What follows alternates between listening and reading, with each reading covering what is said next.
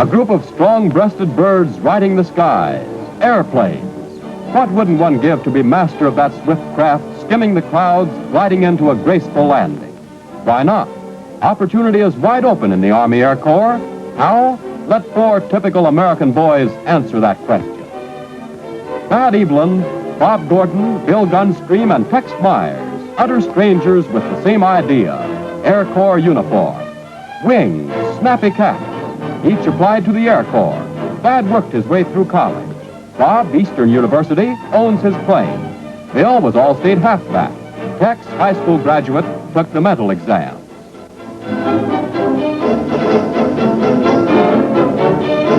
Would their applications be accepted out of those streaming in from universities, schools, shops, factories, farms? Thad doubted. Halfback Bill wasn't worried much. Bob felt confident. Tex hoped. You are hereby appointed flying cadet, $75 a month, free room and board, clothing, medical attention, transportation. Wow! Hey! They arrive by bus,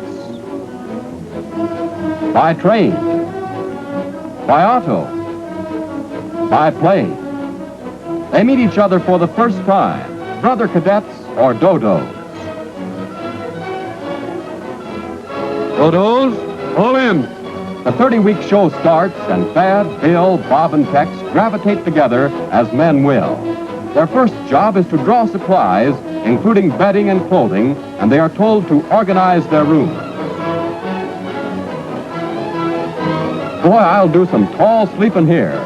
Not with your bed like that, snaps Mr. Upperclassman, and gives the dodos a lesson that maybe even Mother doesn't know. Halfback Bill is plain baffled.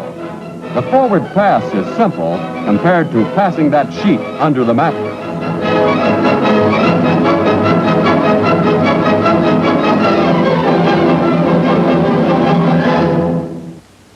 Now for real equipment. Parachute, helmet, goggles.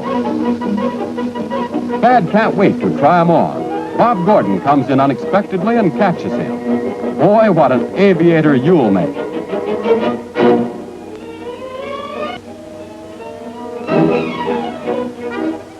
They now report for physical recheck prior to flight.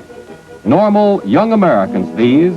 Supermen are not required to pass these Air Corps exams. So doctors look up noses, down throats, into eyes.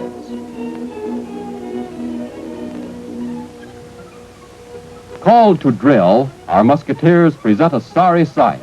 But a few weeks will completely transform the awkward squad into a coordinated unit moving with precision and grace. And ground discipline means air discipline and safety.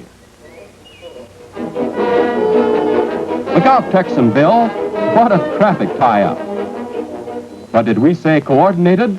Looks more like all round the mulberry bush or something.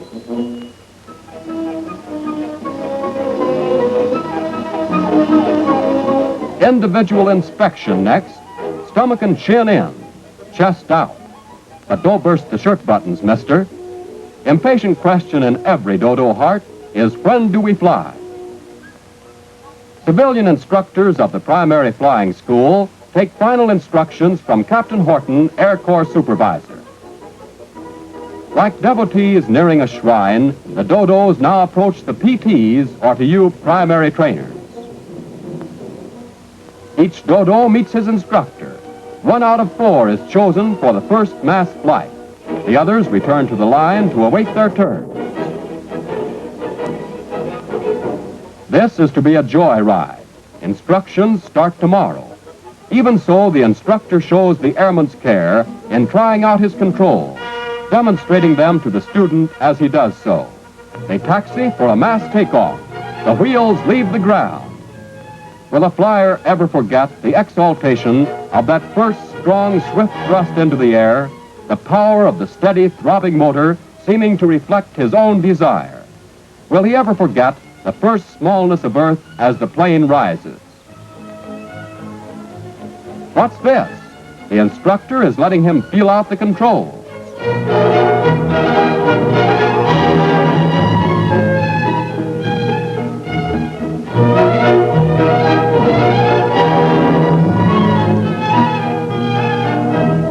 But it started. Front flying, ground flying. Bob Gordon tells them how. But wait, see how well Bob does himself, or doesn't.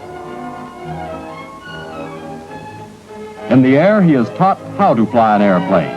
On the ground, he learns why an airplane flies. To his surprise, there is no classroom boarding.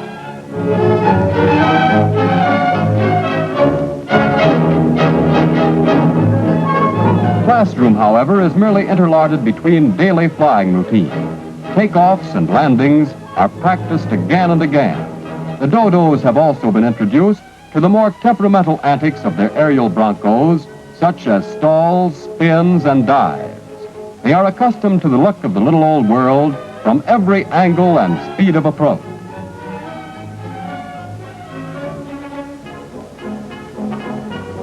Watch number 50. Friend Thad is in that plane. What's up? Will Thad solo? It's yours, Evelyn. Good luck, says the instructor to Thad. He is to solo. Land right here, says the instructor.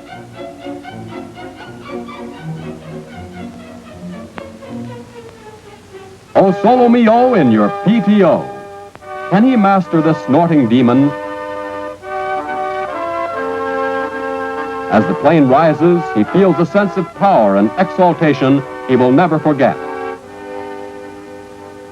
Hey, he's taking me at my word.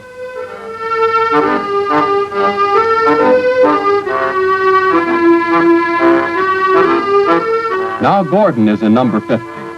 Gordon, who has owned his own plane, but the instructor isn't so pleased. He's too rough on the controls. It's a matter of handling, not forcing. Gordon must get himself smoothed out.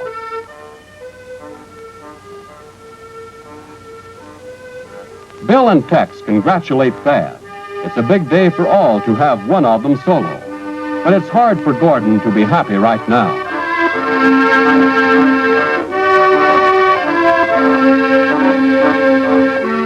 Tex was next, but what happened? Gee, I scared myself. Then Bill.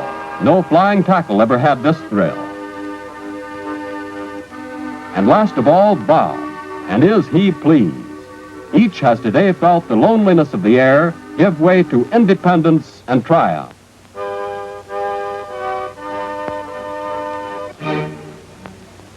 They are ready for instructions and maneuvers. Captain Horton, Air Corps supervisor, holds them absorbed as he explains spirals, eights, and loops using miniature airplanes as examples. There shall be no compromise with safety. Miniature traffic controls aid this motto.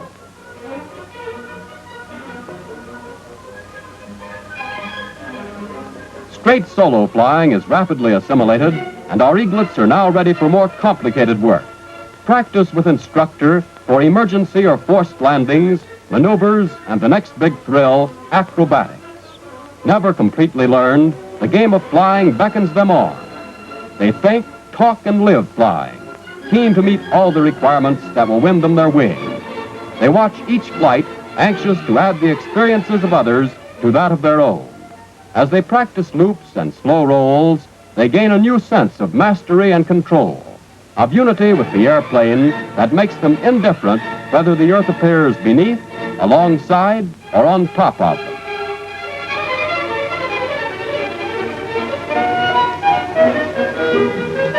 Remember these dodos 10 short weeks ago? Note the fit condition, the fine coordination of this group. And they have learned not only how to wear the uniform of Uncle Sam's Air Corps and to drill, but they have learned their airplanes, from engines, structure, and equipment to the stars under which they fly at night and the weather they fly through. Their wings grow stronger.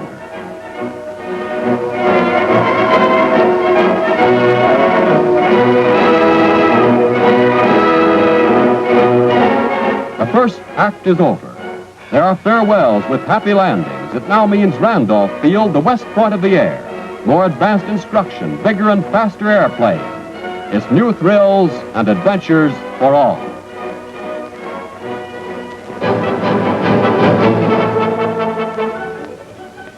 3 great training centers, each complete with primary, basic, advanced courses. The West Coast, Southeast, and Gulf Coast, where our 4 cadets are reporting. From the government-sponsored civilian schools of the Gulf Coast area, all roads lead to Randolph Field, West Point of the Air, world's most beautiful training center. Here the young aviators-to-be enter a new world, a world strictly military, a world that is Air Corps in all its phases. Something in the atmosphere stiffens their spines with pride, for it is here that the spirit of the Air Corps and traditions of the service will be most strongly felt. It is here that duty, honor, country will mean more than mere words. A sense of the responsibilities as well as advantages of their new calling comes upon them. This, they feel, is the beginning of their true Air Corps service.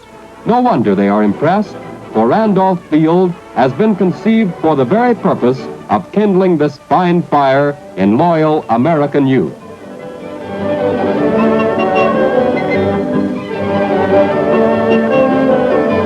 There is work to be done. Spoony upperclassmen rehearse them in the proper method of reporting to the Commandant of Flying Cadets. Now truly Flying Cadets and embryo Air Corps officers.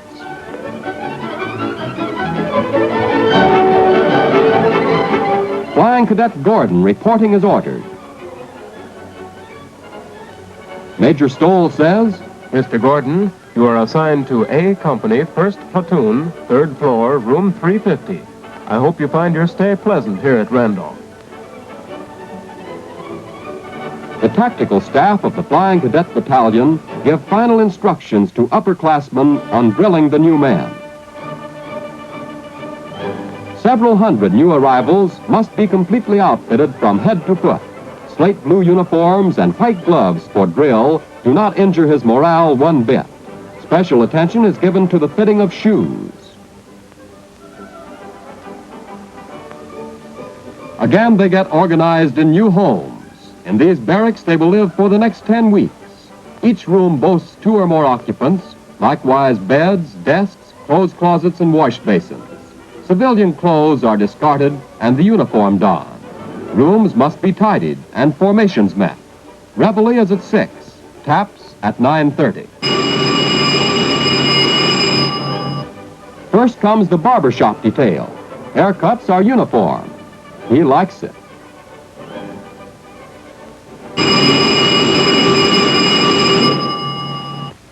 Rogues Gallery next. Photographs show height as well as faces. They draw rifles. They are to be soldiers as well as flyers.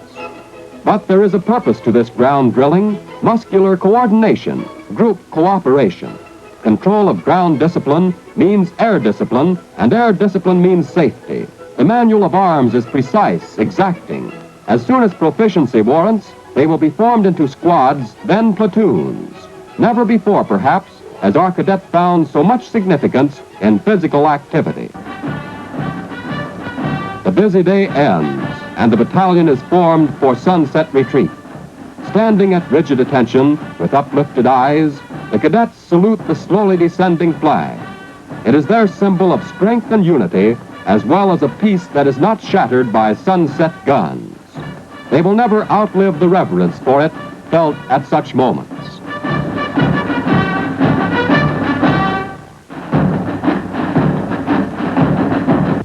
Chow time now, and civilian chefs, the best that money can hire, are preparing dinner for the hungry eaglets. Great baskets of golden brown French fries and those rows of luscious steaks. Boy, can't you just smell them broiling. Let's get out of here before we grab one. But if the chefs are best, so are the eaters. And after a typically active day, how these boys can eat. Great care is given to the diet of the Flying Cadet, and only the best is good enough.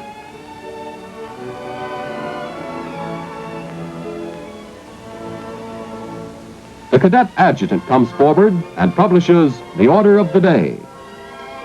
As soon as orders are published, he sounds off, "Carry on at will." Action starts. The lower classmen have the dubious honor of seeing that the waiters keep all dishes refilled. But later their time will come as upperclassmen.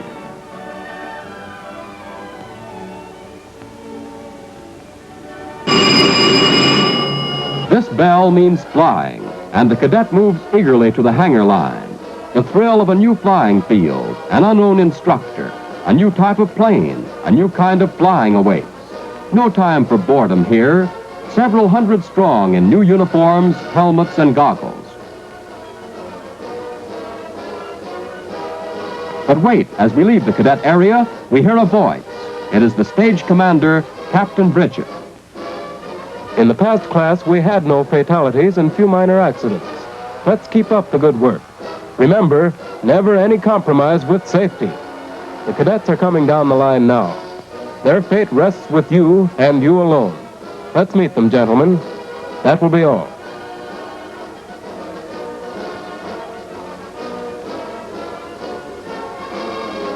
It's a great jump from the primary trainer to this basic trainer. Larger, more powerful motor, more complicated instruments. This ship more nearly approximates the tactical one he someday hopes to fly. This is real military pilot training. Lieutenant Hale greets his 4 new students cordially. Every Air Corps instructor takes a personal pride in the number of eaglets turned to eagles under his tutelage. The association between student and instructor usually ripens into an abiding sense of comradeship. Through the years to come, the student will remember the care and wisdom of his teaching and feel that his own instructor was the best in the service.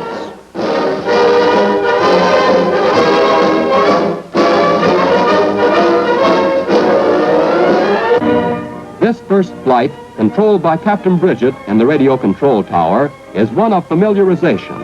Captain Bridget has all ships tuned in on the control tower and directs their action by radio. By his orders, each flight will taxi out and take off from an assigned portion of the field.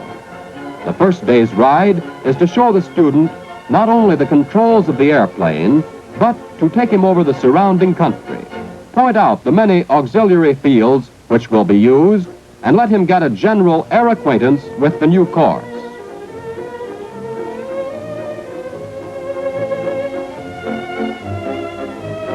Captain Bridget says, "Okay for takeoff." Flights A, B, C, D, and E take off with perfect precision and control. A giant flight of birds, but no confusion, no irregularity. This is Air Corps training. Each ship is in its proper place, the mass pattern held together by a single voice in a far radio tower.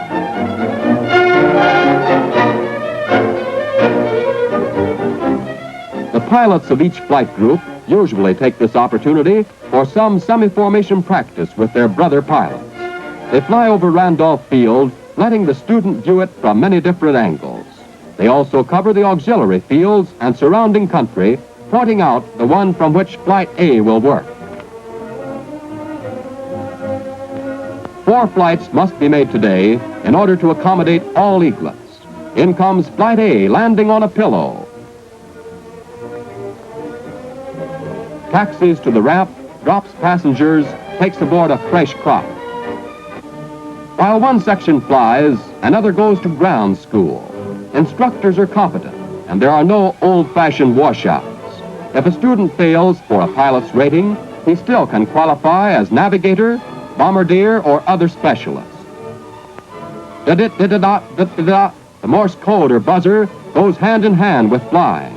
Flying cadets learn to receive and transmit an average of 17 words per minute. Buzzer is good mental gymnastics. An instructor demonstrates the ease with which an airplane radio functions. One of the most important ground subjects is meteorology or weather analysis. Winds, storm, fog, clouds, lightning. How often will he have occasion in future cross-country flying to reckon with these? No fair weather pilots in the Air Corps. To learn in the hangar the inner workings of the great bird he has flown is to most students pure fascination. And here again, instructors introduce the airplane structure, power plant, and propeller in a manner to stimulate the eaglet's zeal and interest.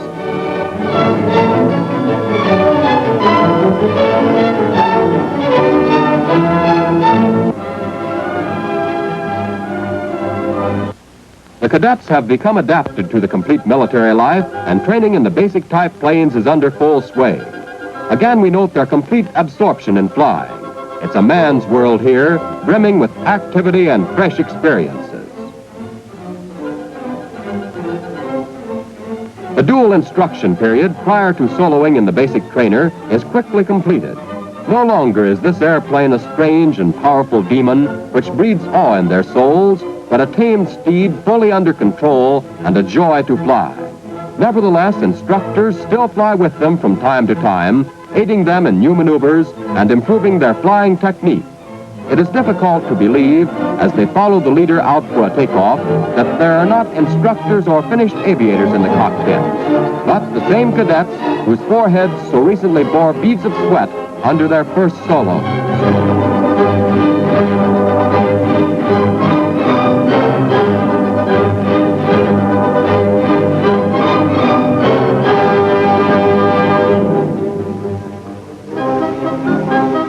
8 on a pylon calls for precision flying. Let's follow through with the camera as a cadet climbs rapidly into the air and performs acrobatics with this big trainer. We might invent a slogan: join the Air Corps and see the world from all angles. He remembers the first time the world spun round. Now he surveys it calmly, for his new element is the air, and he is at home there in all positions.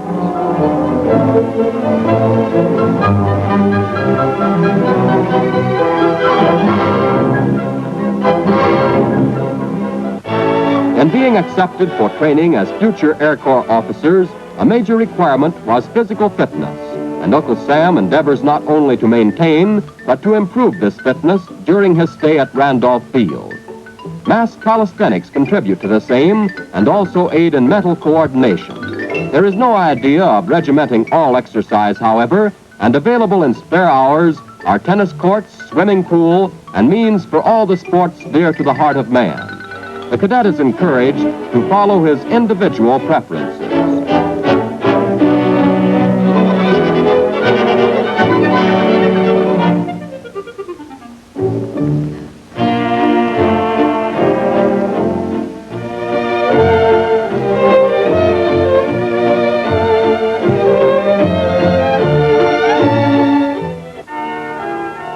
A Sunday peace now envelops Randolph, and the chapel, a replica of an old Spanish mission, bids the cadets welcome. They may, however, regardless of religious creed, attend their own churches.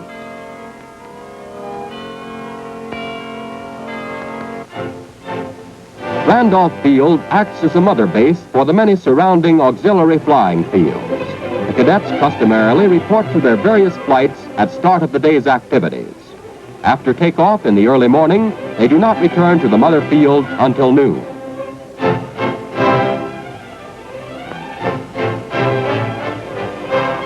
The flight commander directs his unit to report daily to its auxiliary field for air work in order to avoid air congestion. This means greater air and ground freedom and safety. The Air Corps watchword, safety.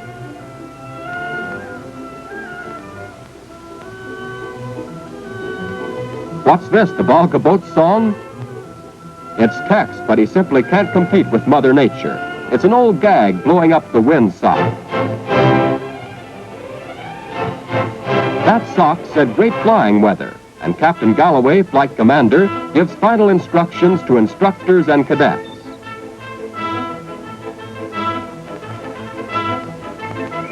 As the morning's work starts, hey, what's up? Uh-oh, Thad, say, fellow, you'd better hurry. He must have made it. From this field, they work upon assigned missions. Besides landings and takeoffs, they do 8s on pylons, 180-degree and 360-degree spot landings, receive instructions in simulated forced landings, and acrobatics. In these hours of routine training, the cadet subconsciously is adding to his more complete mastery of flying.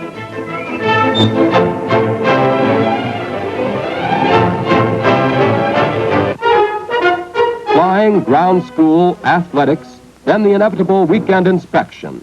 Rifles must be spotless, and that means work. Tex, Stat, and Bill take it seriously. So where's that scalawag Bob? Loafing about, no doubt, while we slave. First, inspection of rooms. Then inspection under arms. Hastily, they form ranks and prepare for the tactical officers to make this inspection. Lieutenant Looper, West Pointer and soldier par excellence, is tactical officer of A Company and maintains a rigid dignity in his work. He comes to Bob, but alas, that gun. We could have told you, Bob.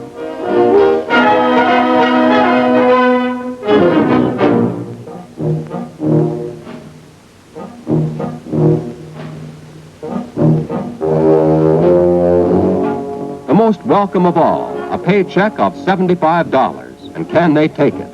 Certainly not Army men or aviators, just boys wanting a holiday.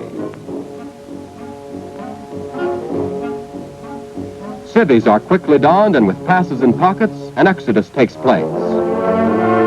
Except Bob, the unhappy ending of the rifle story. So that's where Bob is.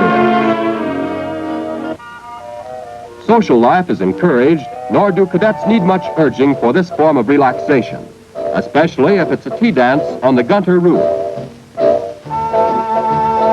Saturday afternoon and no Bob. Tex recites the unhappy ending story. And in the meantime, Bob. A good egg, Bob, even if he did get skinned. But all misery ends, and better late than never. There's still time.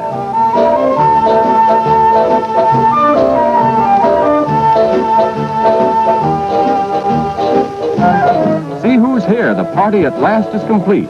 They want details of his head shop. Well, the day is young, and so are they. Besides the first solo, no flight will ever hold the thrill of the first night flight alone. It is an entirely different world. From the air, it is an earth of stars below and above. Before night soloing, the cadets have had night flights with instructors who have drilled them particularly in takeoffs and landings.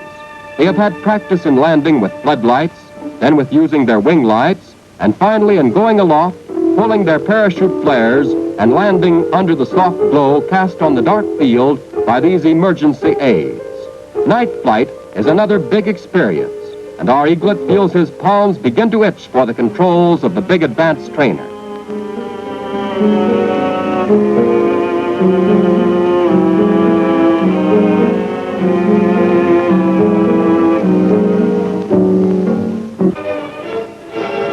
Another 10 weeks have swiftly flown, and the second act of their flight training drama comes to a close.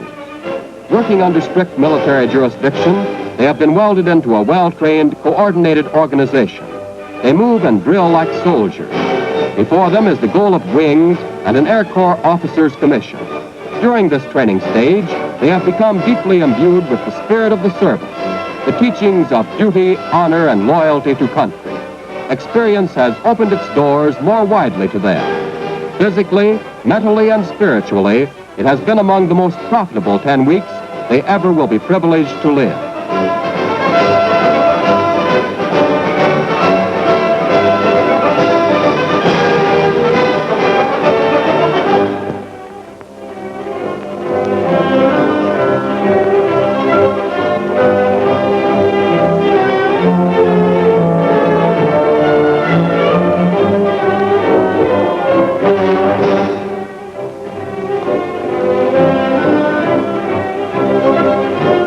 Clearance papers have been issued and orders completed transferring these several hundred young cadets to their next station. Autos are loaded, goodbyes said. Not to their buddies, however, who will go with them for the final 10 weeks course.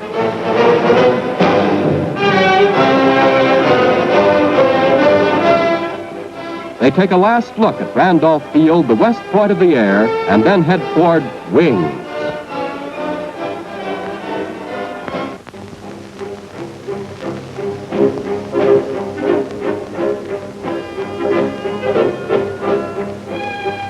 It's Kelly Field for the big show with the longest flying line in the world. It's Kelly Field for the finale. The Black Maria arrives and quickly unloads these young pilots to their assigned sections.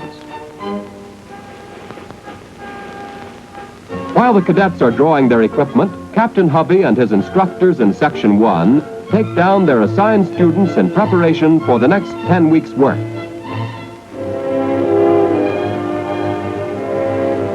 Drill and rifles are things of the past. It's flying now and more flying.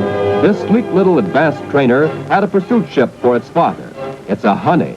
Captain Hovey shows the 4 young pilots the latest mechanisms on this advanced trainer. It has automatic flaps, retractable landing gear, controllable pitch propeller. With the motor off, they are being worked by hand. In the air, they are mechanically worked. This is the real thing, a fighting plane.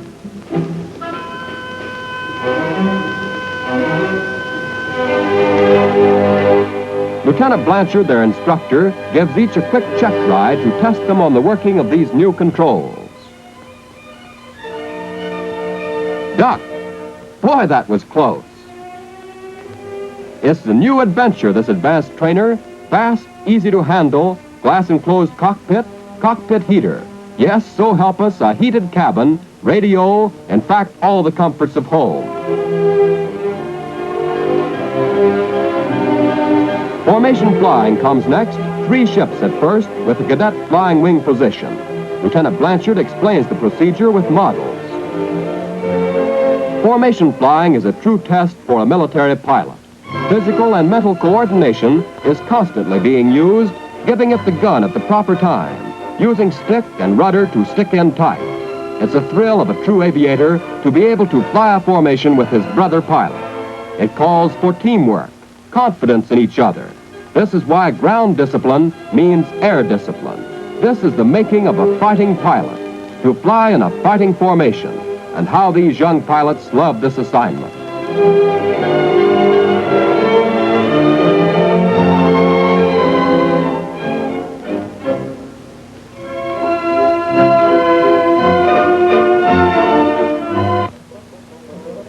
The Link Trainer, the Jeep by nickname, teaches the cadet to fly on instruments without outside visual reference.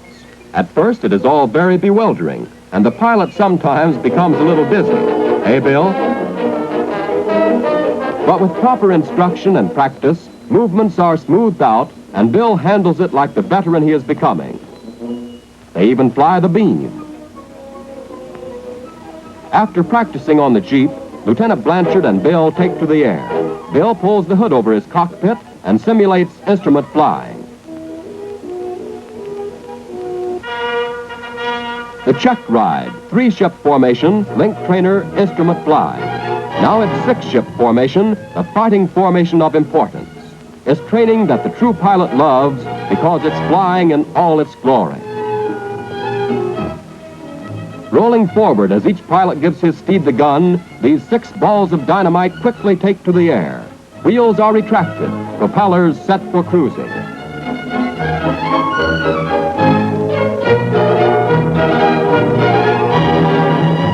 This is real flying, precise, accurate, and beautiful. Wouldn't you like to be flying one of those babies? Boy, I don't blame you. This is something.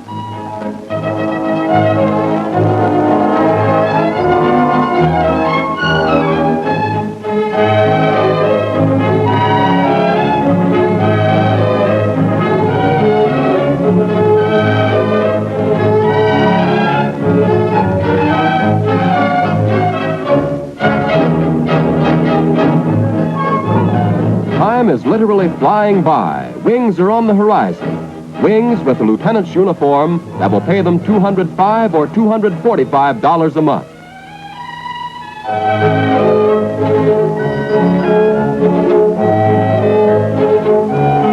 $500 requests landing authority. Okay, 500, field clear, wheels down. Okay. So the control tower okays text for a landing. Wheels up, look, don't land. My wheels! Boy, that was a close call. Have Cadet Myers report to me at once. Trouble for text, but it demonstrates how modern control towers and two-way radios prevent accidents both to ship and pilot.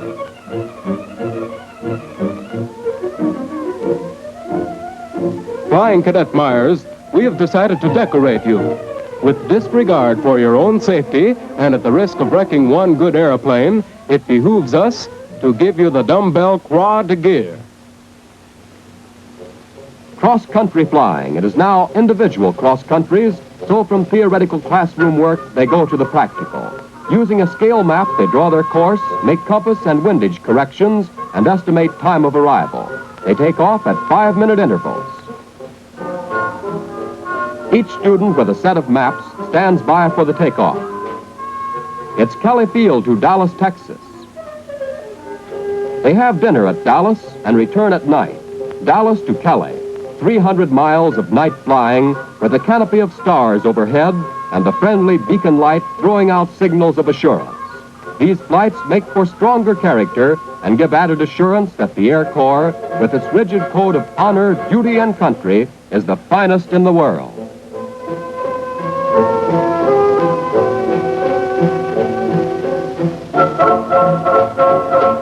Skeet shooting. Within a few weeks, these young pilots will start aerial gunnery. Skeet shooting is used as a foundation for training aerial gunners.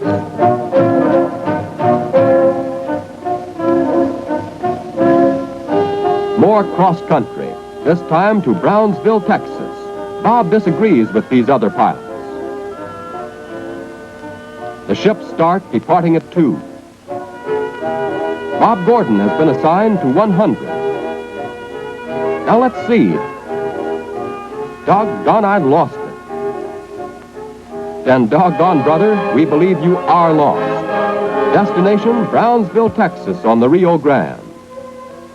As each cadet arrives at Brownsville, he parks his ship and reports in to the proper authority.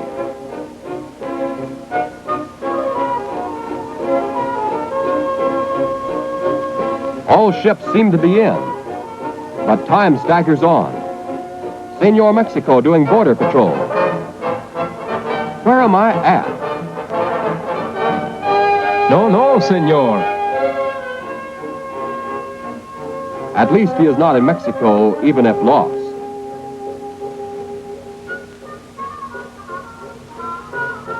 Since time has staggered by, Bob staggers in. A very chastened young pilot, and I imagine this officer is not commending him for getting lost.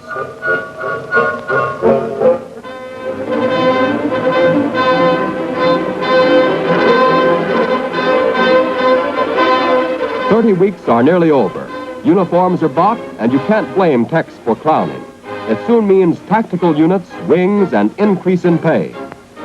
The start of a big day, and with the stars and stripes in the background, the oath of allegiance is solemnly given to this group.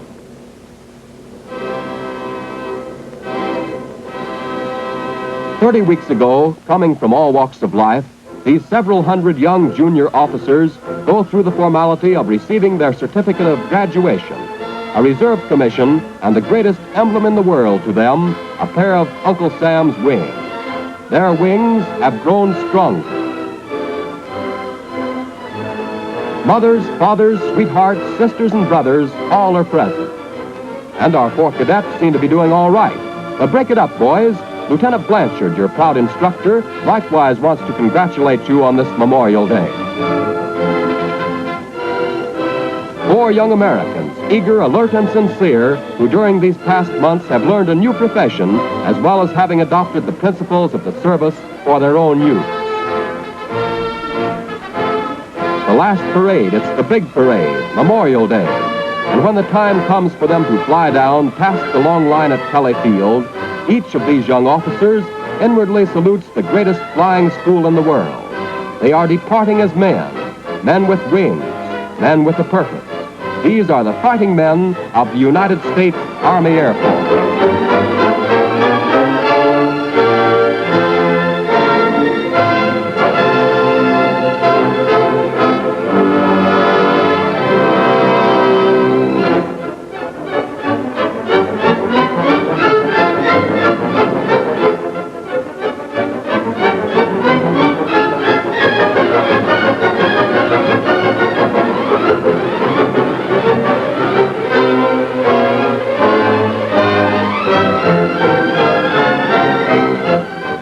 Is over. These young officer pilots will become the air veterans of tomorrow, and they salute you who are about to follow in their footsteps and wish you a happy landing.